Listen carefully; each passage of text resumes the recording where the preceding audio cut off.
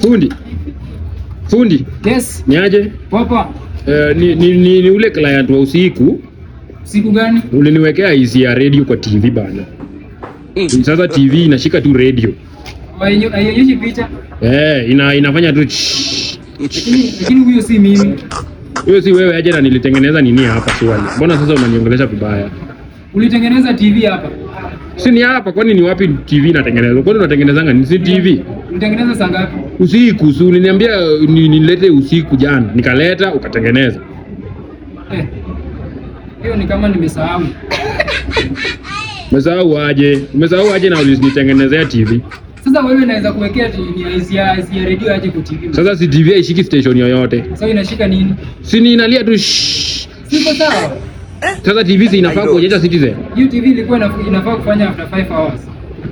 Nitakuletea hiyo TV hapa uniundie. Mimi usiniletee hiyo TV. Mimi hata sijaiona hiyo sura yako. Nirudishie basi pesa yenye niende nitengeneze kwingine. Juu ni kama umeshindwa na kazi. Nitengeneza na pesa ngapi?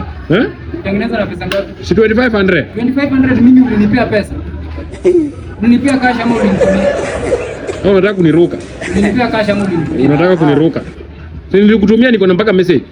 Hiyo message si invalid. Acha nikupeleke kwa court ndio utajua. Court gani? Mimi huwezi nipeleka court. Unanipeleka court na mimi huku nipata hapa jana. Si ni wewe ndio unatengeneza ma TV bana? Na kama mimi ndio natengeneza, mimi ndio ulinipata hapa. Haya, hiyo ni warning tu nimekupea. Hiyo ni colleague alikuwa. Ni kama colleague yangu alikuosha na hata sijui hiyo ni colleague gani. Hapa watu wanaoshanga watu. My colleagues are very wicked.